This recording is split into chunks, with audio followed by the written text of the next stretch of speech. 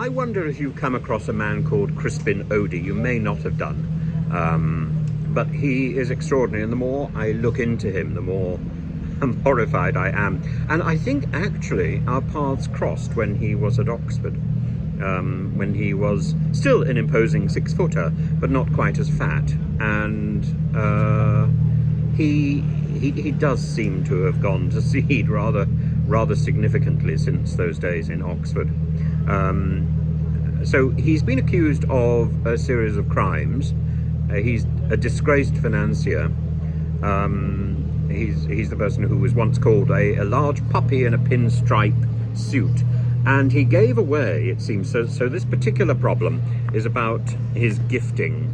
And he has given away £10,000 to Reform UK. So not a great deal of money by his standards, but it is significant from a political point of view, because it was wrongly declared by Richard Tice, or at least by the Reform UK people. Robin Crispin, William Odey, the 6-foot-tall bad boy, with friends across the Conservative Party, and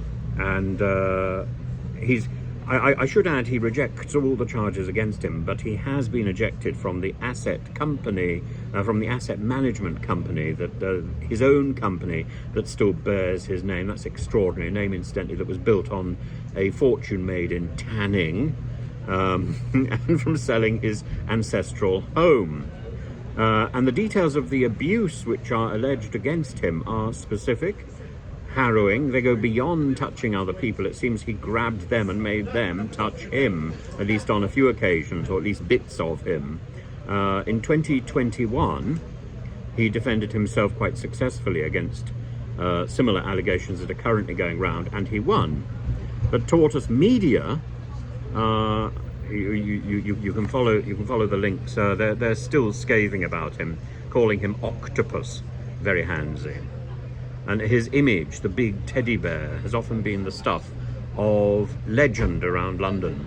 From the gold bar that apparently sits on his desk, which served as a paperweight, to the plush carpets around the office, to the lengthy louche lunches at Scott's or Corrigan's, and the pink braces. And by the time he made his donation in August last year, and Reform UK accepted it, a further 6 women had come forward with further allegations of specific wrongs that they had endured, and some of them involved other donations, and that he forced on them, or allegedly forced on them. Now Tice, Richard Tice, the person in charge of Reform UK, has tried to sidestep the issue by saying that he doesn't read trendy lefty newspapers in the UK, and that there is a principle of innocent until proven guilty. The problem is that doesn't seem to be the attitude taken by the City of London. So Odey was the director of the Independent Investment Management Initiative, which apparently made the donation on his behalf, but this has now been corrected, and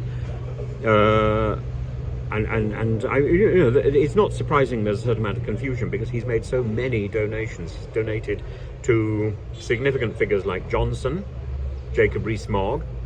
I should add that he trained up Kwasi Kwarteng, who worked for him before becoming the Chancellor with the prodigious package.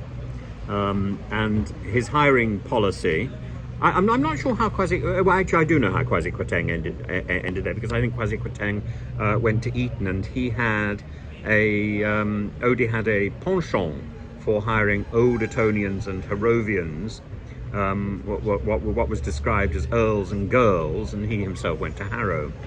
Now Tice says, as I should get back to the facts, Tice says, we make our judgments on what we think is correct.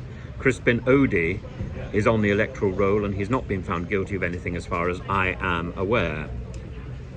And Odey's contribution to Reform, frankly, is modest. His hedge fund donated £870,000 to pro-Brexit groups in 2016, £422,000 to right-wing groups, including UKIP, as well as £10,000 to Boris in 2019. So despite the concept of innocent until proven guilty, a number of city banks have, in fact, as I said, edged away from him, including JP Morgan Chase.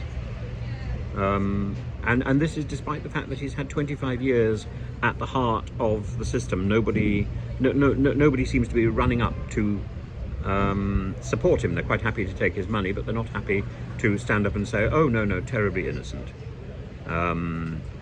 Over a period of 25 years, as I say, Odey has built up a reputation as being this extraordinary character, but at the same time, he's also built up a reputation of forcibly kissing women, inappropriately touching people, getting them to touch him.